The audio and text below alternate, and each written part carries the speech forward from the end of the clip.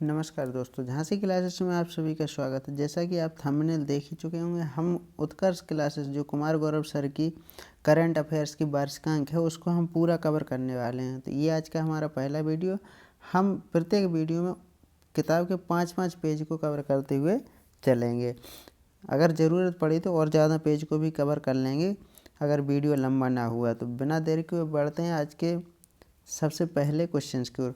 सबसे पहला जो हमारा है, मेजर ध्यानचंद खेल विश्वविद्यालय। मेजर ध्यानचंद खेल विश्वविद्यालय 2 जनवरी 2022 को प्रधानमंत्री नरेंद्र मोदी द्वारा मेरठ उत्तर प्रदेश में मेजर ध्यानचंद खेल विश्वविद्यालय की आधारशिला रखी।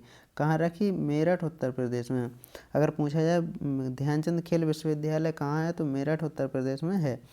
29 अगस्त को मेजर ध्यानचंद जी के जन्म दिवस पर राष्ट्रीय खेल दिवस मनाया जाता है। खेल दिवस कब मनाया जाता है? 29 अगस्त को मनाया जाता है मेजर ध्यानचंद जी के जन्म दिवस के उपलक्ष्य पर। पहला पेपरलेस उच्च न्यायालय। पहला पेपरलेस उच्च न्यायालय जो है 1 जनवरी 2022 को केरल उच्च न्यायालय भारत का पहला कागज रहित कोर्ट बन गया, जिसका उद्घाटन सुप्रीम कोर्ट के जस्टिस DY चंद्रचूड़, उस समय जो हमारे चीफ जस्टिस थे DY चंद्रचूड़, उन्होंने इसका उद्घाटन किया था। ई फाइलिंग और कागज रहित अदालतें न्याय के विकेंद्रीकरण की दिशा में एक महत्वपूर्ण कदम है। भारत में वर्तमान में 25 उच्च न्यायालय हैं। कितने उच्च न्यायालय हैं? 25 उच्च न्यायालय हैं, 25 हाई कोर्ट हैं।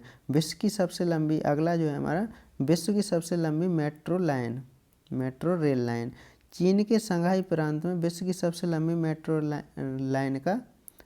रेल लाइन का उद्घाटन किया गया। इसके साथ ही संघाई में मेट्रो नेटवर्क की कुल लंबाई 381 किलोमीटर हो गई। यह विश्व भर में सबसे लंबा मेट्रो नेटवर्क बना हुआ है। संघाई चीन की यांगत्जी नदी के दक्षिण मुहाने पर स्थित है।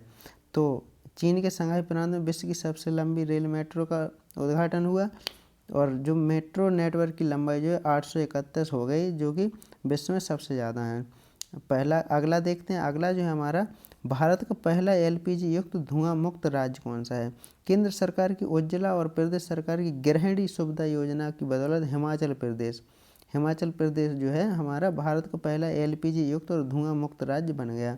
पहला रेबीज मुक्त राज्य की बात करें तो गोवा है, और पहला हर घर जल प्रमाणित राज्य जो है गोवा है। हर घर गैस वाला जो है हमारा जो है हिमाचल प्रदेश है। बढ़ते हैं अगले की ओर। अगला जो है हमारा, हार्टफुलनेस इंटरनेशनल योग अकादमी जो है हमारा 3 जनवरी 2022 को केंद्रीय आयुष मंत्री सर्बानंद सोनोवाल ने हैदराबाद तेलंगाना में हार्टफुलनेस इंटरनेशनल योग अकादमी की आधारशिला रखी। बढ़ते हैं अगले क्वेश्चन की। अगला जो हमारा है त्रिंकोमाली तेल टैंक फॉर्म। श्रीलंका के मंत्रिमंडल ने 4 जनवरी 2022 को भारत के साथ त्रिंकोमाली तेल टैंक फॉर्म को संयुक्त रूप से विकसित करने की मंजूरी प्रदान की। यह त्रिंकोमाली के गहरे पानी में स्थित प्राकृतिक बंदरगाह के करीब चाइना बे में स्थित है। कहाँ स्थित है? चाइना बे में। इस संयुक्त विकास के प्रस्ताव की परिकल्पना 35 वर्ष पूर्व भारत श्रीलंका समझौते 1987 में की गई थी। बढ़ते हैं अगले क्वेश्चन की ओर। ये फूलपत्ती वाली क्लास समसामयिकी वार्षिकांक का पेज था। बढ़ते हैं अगले की ओर। Cyber security startup simplify. Alphabet के स्वामित्व वाली गूगल ने 4 जनवरी 2022 को कंपनी की क्लाउड डिवीजन ने इजरायली साइबर सिक्योरिटी स्टार्टअप में सिंप्लीफाई का अधिग्रहण किया है। सिंप्लीफाई आमोस स्टर्न के नेतृत्व वाला स्टार्टअप है। Israeli cyber security startup simplify security के साथ साथ ऑटोमेशन एवं रिस्पॉन्स सॉल्यूशन प्रोवाइड करती है। तो ये हमारा हो गया। अगला देखते हैं, कोप्पल टॉय क्लस्टर। कर्नाटक में 400 एकड़ जमीन पर निर्मित कोप्पल टॉय क्लस्टर भारत का पहला खिलौना निर्माण क्लस्टर जो मार्च 2022 में से संचालित किया जा रहा है। कोप्पल टॉय क्लस्टर अगर पूछा जाए कहाँ है तो ये हमारा कर्नाटक में, और कितने एकड़ ज़मीन में? 400 एकड़ ज़मीन में फैला हुआ है, जो कि भारत का पहला खिलौना निर्माण क्लस्टर है। मार्च 2022 से संचालित है। अगला जो हमारा, अंतर्राष्ट्रीय सौर गठबंधन। अंतर्राष्ट्रीय सौर गठबंधन, ISA इसे कहा जाता है, अंतर्राष्ट्रीय सौर गठबंधन। 5 जनवरी 2022 को एंटीगुआ और बारबुडा अंतर्राष्ट्रीय सौर गठबंधन ISA में शामिल होने वाला 102वां देश बन गया। एंटीगुआ और बारबुडा अंतर्राष्ट्रीय और गठबंधन में शामिल होने वाला 102वां राज्य बन गया। भारतीय उच्चायुक्त डॉक्टर KJ श्रीनिवास की मौजूदगी में एंटीगुआ और बारबुडा अंतर्राष्ट्रीय सौर संगठन में शामिल हुए। पिछले वर्ष संयुक्त राज्य अमेरिका 101वें सदस्य के रूप में अंतर्राष्ट्रीय सौर संगठन में शामिल हुआ था। अंतर्राष्ट्रीय सौर संगठन एक भारतीय पहल है। क्या है? एक भारतीय पहल है जिसे भारत के प्रधानमंत्री और फ्रांस के राष्ट्रपति द्वारा 30 नवंबर 2015 को पेरिस फ्रांस में COP21 में 121 सौर संसाधन समृद्ध राष्ट्रों के साथ शुरू किया गया था। अंतर्राष्ट्रीय सौर संगठन संधि आधारित एक अंतर सरकारी संगठन है जिसका प्राथमिक कार्य वित्त पोषण एवं प्रौद्योगिकी की लागत को कम करके सौर विकास को उत्प्रेरित करना है। अंतर्राष्ट्रीय सौर गठबंधन one sun one world one grid OSOWOG को लागू करने हेतु नोडल एजेंसी है। अंतर्राष्ट्रीय सौर संगठन है जो one sun one world one grid को लागू करने हेतु नोडल एजेंसी। इसका मुख्यालय भारत में स्थित है। मुख्यालय कहाँ स्थित है? भारत में स्थित। अंतरिम सचिवालय गुरुग्राम में स्थापित किया जा रहा है। सचिवालय जो हमारा गुरुग्राम में स्थापित किया जा रहा है। ओपन रॉक संग्रहालय, ओपन रॉक संग्रहालय केंद्रीय मंत्री जितेंद्र सिंह ने 6 जनवरी 2022 को हैदराबाद तेलंगाना भारत के पहले ओपन रॉक संग्रहालय का उद्घाटन किया। भारत में हैदराबाद रियासत का विलय 1948 में ऑपरेशन पोलो के द्वारा किया गया था। हैदराबाद जो रियासत थी उसका विलय भारत में 1948 में ऑपरेशन पोलो के द्वारा किया। हैदराबाद मूसी नदी के किनारे स्थित है। अगला देखते हैं ब्लू बुक। 5 जनवरी 2022 को प्रधानमंत्री नरेंद्र मोदी का काफिला पंजाब के हुसैनीवाला में राष्ट्रीय शहीद स्मारक से लगभग 30 किलोमीटर दूर एक फ्लाईओवर पर 15-20 मिनट के लिए कुछ प्रदर्शनकारियों के कारण ठहर गया, जो कि प्रधानमंत्री की सुरक्षा में एक बड़ी चूक बताई गई थी। प्रदर्शनकारियों को लेकर खुफिया इनपुट मिलने के बावजूद पंजाब पुलिस ने ब्लू बुक नियमों का पालन नहीं किया। पंजाब पुलिस जो है उसने ब्लू बुक, देख लेते हैं ब्लू बुक आखिर है क्या। ब्लू बुक जो है, ब्लू बुक एक तरह से गाइडलाइन का समूह है जिसमें किसी VVIP की सुरक्षा को लेकर फॉलो किए जाने वाले नियमों की जानकारी लिखी होती है। हालांकि प्रधानमंत्री की सुरक्षा की जिम्मेदारी SPG के पास होती है। किसके पास होती है? SPG के पास। और SPG की ब्लू बुक के हिसाब से ही PM सिक्योरिटी का ख्याल रखा जाता है। इस ब्लू बुक में PM सिक्योरिटी में फॉलो की जाने वाली गाइडलाइन की पूरी जानकारी लिखी होती है और उसके हिसाब से ही प्रोटोकॉल तय होता है। और क्या क्या है इसमें? ब्लू बुक के अनुसार सिर्फ SPG को ही नहीं बल्कि स्टेट पुलिस को भी इसके हिसाब से व्यवस्था करनी होती है और गाइडलाइन के हिसाब से प्रधानमंत्री का कार्यक्रम तय किया जाता है। इसी वजह से पंजाब पुलिस पर भी इसकी अनदेखी करने के आरोप लगे हैं। गृह मंत्रालय ने प्रधानमंत्री नरेंद्र मोदी की पंजाब यात्रा के दौरान सुरक्षा व्यवस्था में गंभीर चूक की जांच के लिए 3 सदस्यीय समिति का गठन किया, जिसकी अध्यक्षता कैबिनेट सचिवालय के सचिव सुरक्षा सुधीर कुमार सक्सेना ने की है। और देख लेते हैं Indu Malhotra committee. Supreme court ने प्रधानमंत्री की जनवरी 2022 में पंजाब यात्रा के दौरान हुई सुरक्षा चूक की जांच के लिए गठित 5 सदस्य समिति का अध्यक्ष इंदु मल्होत्रा को बनाया गया। इंदु मल्होत्रा सुप्रीम कोर्ट की एक सेवानिवृत्त न्यायाधीश हैं। वह पहली ऐसी महिला अधिवक्ता थीं जो वकील से सीधे सुप्रीम कोर्ट की न्यायाधीश बनी थी। कौन? इंदु मल्होत्रा। इंदु मल्होत्रा जो है बनी थी। भारत की पहली mobile honey processing van. Bharat की पहली मोबाइल हनी प्रोसेसिंग 7 जनवरी 2022 को खादी और ग्रामोद्योग आयोग KVIC के अध्यक्ष विनय कुमार सक्सेना ने उत्तर प्रदेश के गाजियाबाद जिले के सिरोरा गांव में भारत की पहली mobile honey processing van launch की। ये जो है लॉन्च की। खादी और ग्रामोद्योग आयोग क्या है देख लेते हैं। खादी और ग्रामोद्योग आयोग अधिनियम 1956 के तहत स्थापित किया गया था। किसके तहत? अधिनियम 1956 के तहत स्थापित एक वैधानिक निकाय है, एक वैधानिक। खादी और ग्रामोद्योग आयोग के नवनियुक्त अध्यक्ष मनोज कुमार हैं।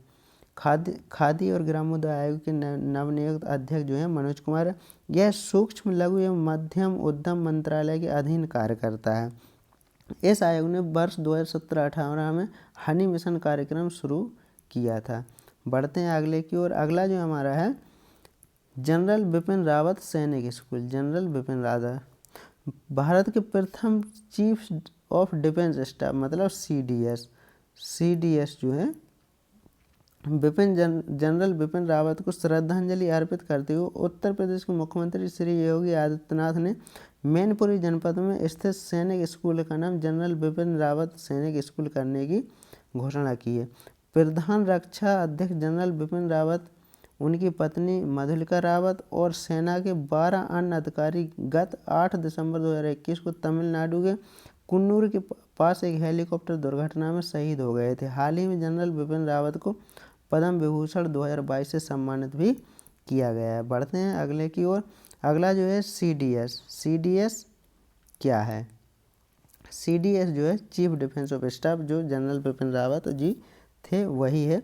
रक्षा मंत्रालय ने नए chief of defence staff CDS के लिए सेवानिवृत्त एवं सेवारत दोनों अधिकारियों की नियुक्ति संबंधी 3 रक्षा बलों के नियमों में संशोधन हेतु 7 जून 2022 को एक गजट अधिसूचना जारी की है। Chief of defence staff CDS की नव नियुक्ति से संबंधित तीनों सैन्य बलों के नियमों में बदलाव किया गया है, जिसके तहत तीनों सेनाओं में 62 वर्ष से कम आयु के लेफ्टिनेंट जनरल या जनरल स्तर के सेवारत या सेवानिवृत्त अधिकारी को सीडीएस नियुक्त किया जा सकता है। भारत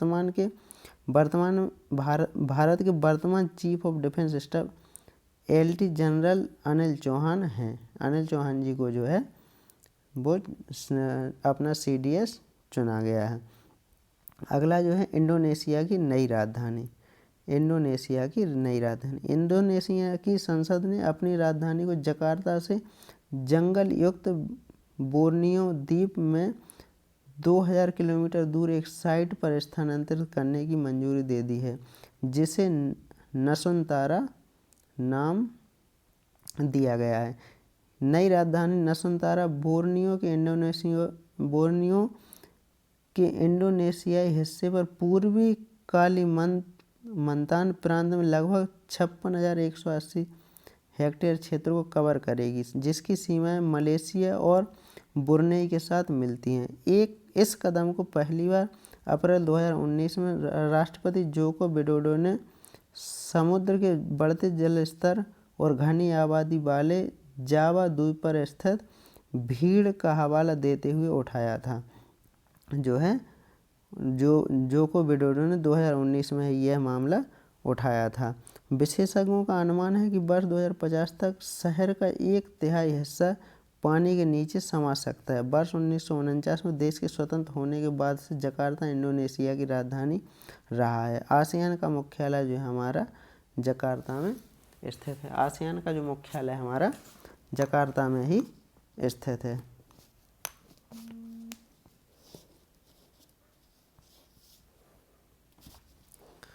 बढ़ते हैं अगले की ओर। अगला जो हमारा होने वाला है एंटोनोव 225 मरिया। यूक्रेन और रूस युद्ध में विश्व का सबसे बड़ा कार्गो विमान एंटोनोव 225 मरिया तबाह हो गया है। रसिया यूक्रेन का जो युद्ध चल रहा है उसमें यह विमान तबाह हो। कीव के पास मौजूद एयरफील्ड में खड़ा यह विमान रूस की गोलाबारी में नष्ट हो गया। विमान का नाम AN-225 मारिया था, जिसका यूक्रेनी भाषा में अर्थ सपना होता है। यूक्रेन के वर्तमान राष्ट्रपति व्लादिमीर जेलेंस्की जो हैं बहुत ही शक्ति के साथ युद्ध लड़ रहे हैं।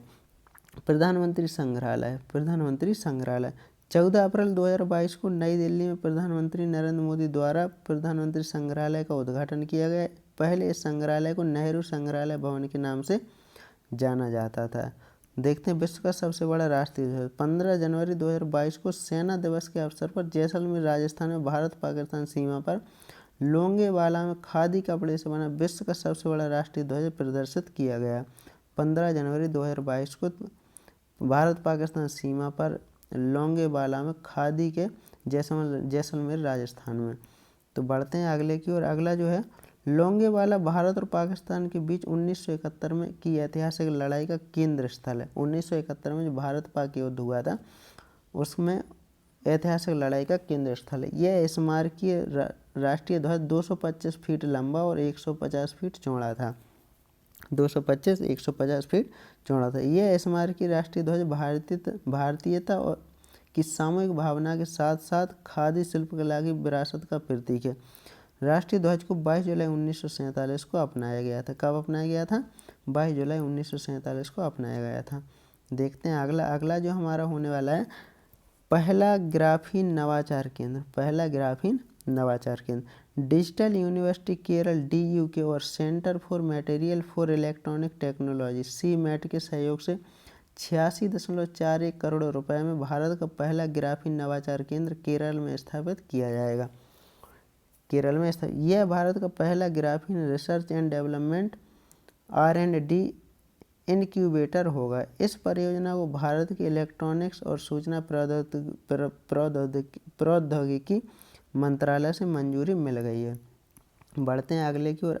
पहली पैरा बैडमिंटन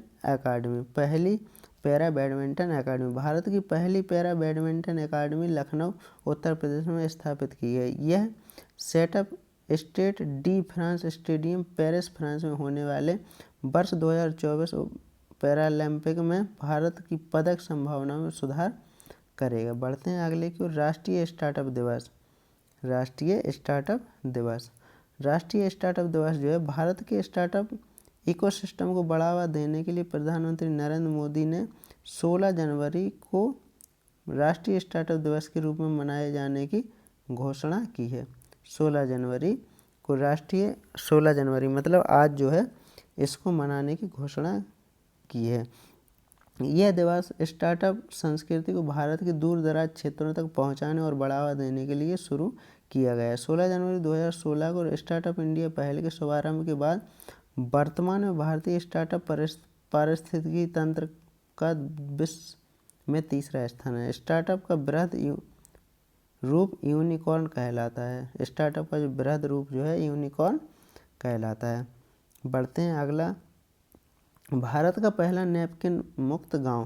केरल के राज्यपाल आरिफ मोहम्मद खान ने 13 जनवरी 2022 को एर्नाकुलम जिले के एक छोटे से गांव को कुंभलंगी को भारत का पहला नैपकिन मुक्त गांव घोषित कर दिया। इससे पूर्व इस गांव में भारत के पहले मॉडल पर्यटन गांव के रूप में भी प्रशंसा प्राप्त की थी। यह कदम अवलकाई पहल का एक हिस्सा है जिसे HHL प्रबंधन अकादमी और इंडियन ऑयल कॉरपोरेशन की थिंगल योजना के सहयोग में एर्नाकुलम संसदीय क्षेत्र में लागू किया गया। केरल के वर्तमान मुख्यमंत्री जो हैं पिनराई विजयन जी हैं।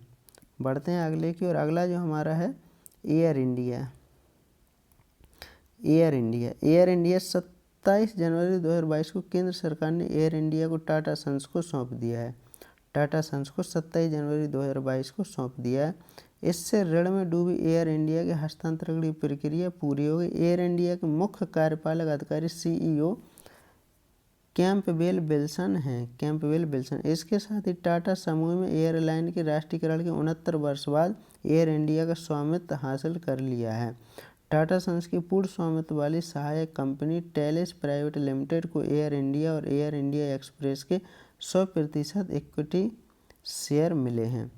देखते हैं एयर इंडिया के बारे में। और एयरलाइन की स्थापना 1932 में टाटा एयरलाइंस के रूप में ही हुई थी। वर्ष 1946 में द्वितीय विश्व युद्ध के बाद टाटा एयरलाइंस को एक सार्वजनिक कंपनी के रूप में बदल दिया गया और नाम बदलकर एयर इंडिया लिमिटेड कर दिया गया था। बढ़ते हैं अगले की ओर। राष्ट्रीय युवा संसद महोत्सव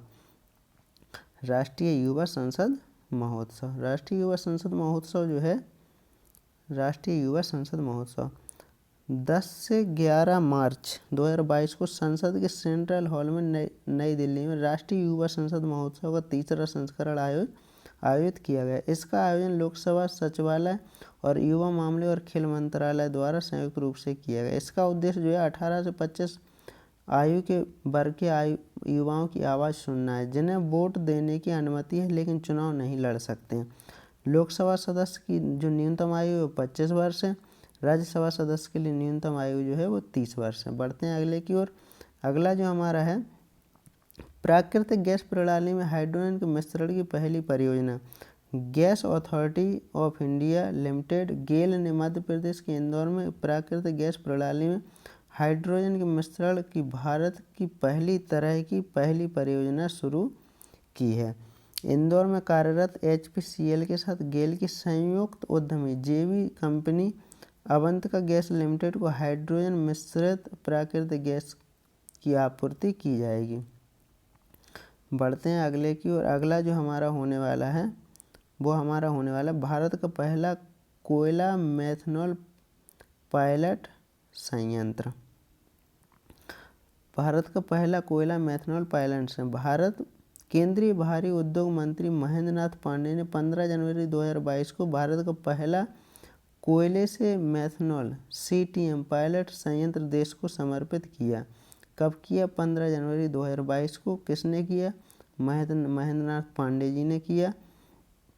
इसका निर्माण Bharat heavy electronic limited BHEL द्वारा किया गया। BHEL द्वारा भारत स्वदेशी रूप से डिजाइन विकसित और स्थापित 0.25 TPD क्षमता का CTM पायलट संयंत्र वर्तमान में राख की उच्च मात्रा वाले भारतीय कोयले में 99% से अधिक शुद्धता के साथ मेथनॉल का उत्पादन कर रहा है।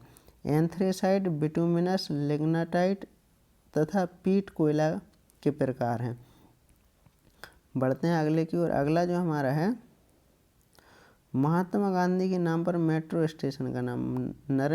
प्रधानमंत्री नरेंद्र मोदी और मॉरिशस के प्रधानमंत्री प्रविंद कुमार जगन्नाथ ने 20 जनवरी 2022 को संयुक्त रूप से मॉरिशस में सामाजिक आवास इकाई परियोजना का उद्घाटन किया था। इस दौरान मॉरिशस के प्रधानमंत्री प्रविंद कुमार जगन्नाथ ने घोषणा की कि मॉरिशस में अब एक बड़े मेट्रो स्टेशन का नाम भारत के गौरव महात्मा गांधी के नाम पर होगा। बढ़ते हैं अगले की ओर। अगला जो हमारा 35वां सूरजकुंड अंतर्राष्ट्रीय शिल्प मेला। 35वां जो है सूरजकुंड अंतर्राष्ट्रीय शिल्प मेला। 35वां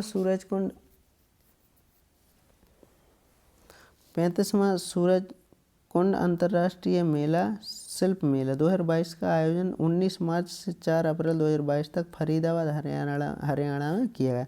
इस मेले का आयोजन सूरजकुंड मेला प्राधिकरण एवं हरियाणा पर्यटन द्वारा केंद्रीय पर्यटन, कपड़ा, संस्कृति और विदेश मंत्रालय के सहयोग से किया जाता है। इस वर्ष के मेले में उज्बेकिस्तान से भागीदार राष्ट्र के रूप में भाग लिया। इस वर्ष मेले का थीम जम्मू और कश्मीर है। क्या है? जम्मू और कश्मीर रहा था। देखते हैं गणतंत्र दिवस की परेड। गणतंत्र दिवस की परेड 2022 की गणतंत्र दिवस 2022 की परेड 26 जनवरी 2022 को 73वां गणतंत्र दिवस मनाया गया था। कितनेवां?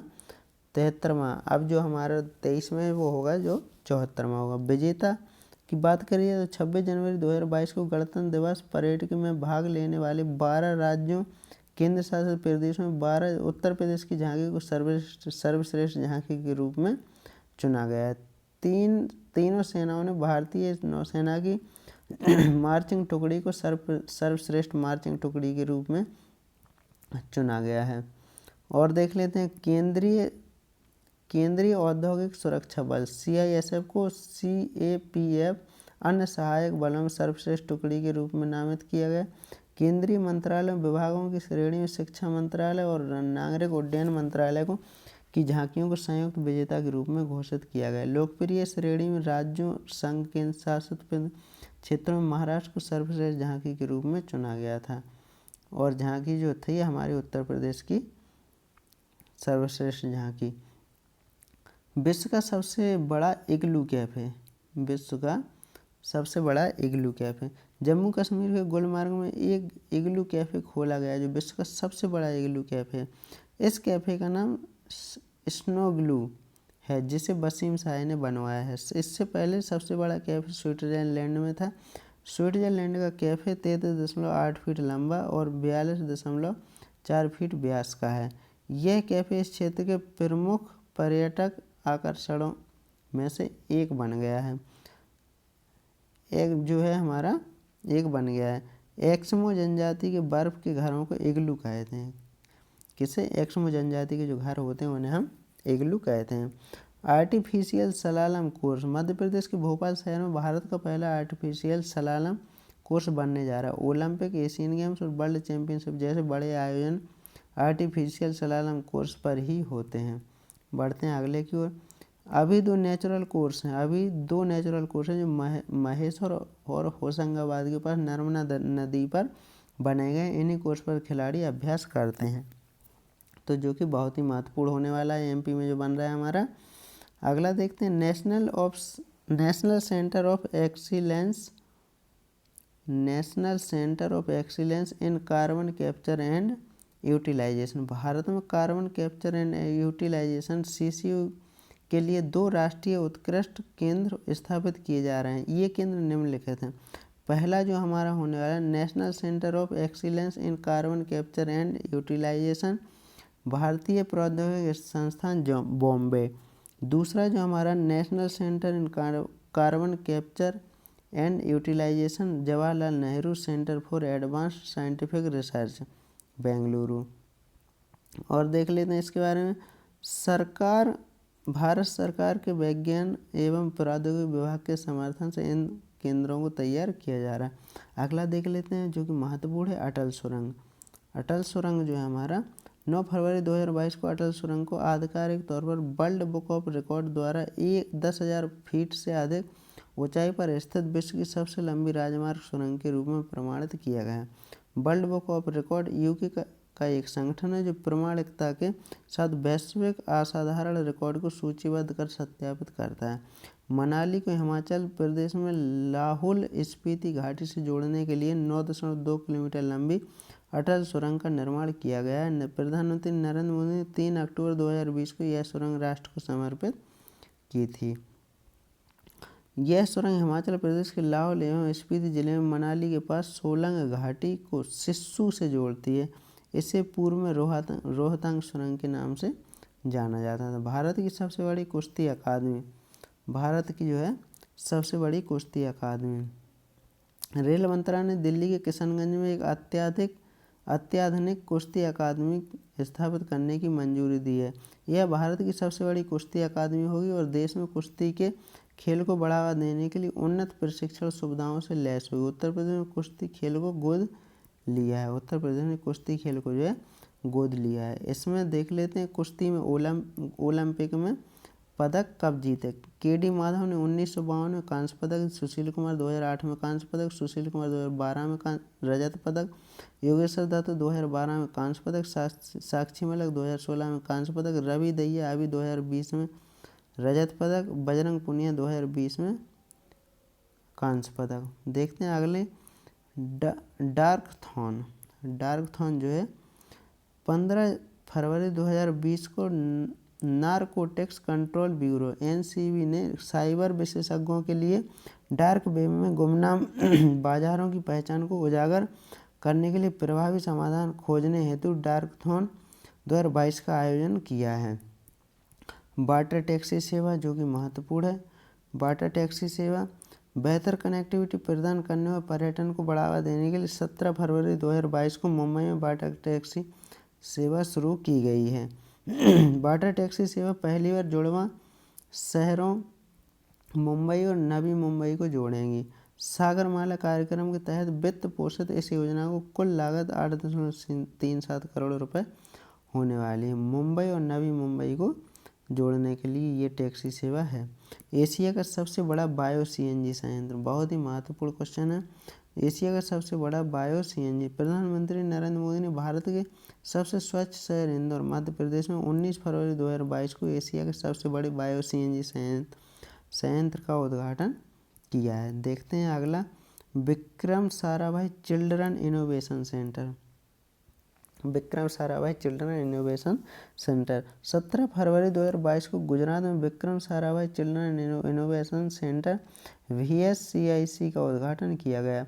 यह इनोवेशन सेंटर राज्य में बच्चों की नवीन क्षमताओं की पहचान, पालन पोषण और नवाचारों को प्रोत्साहित करेगा।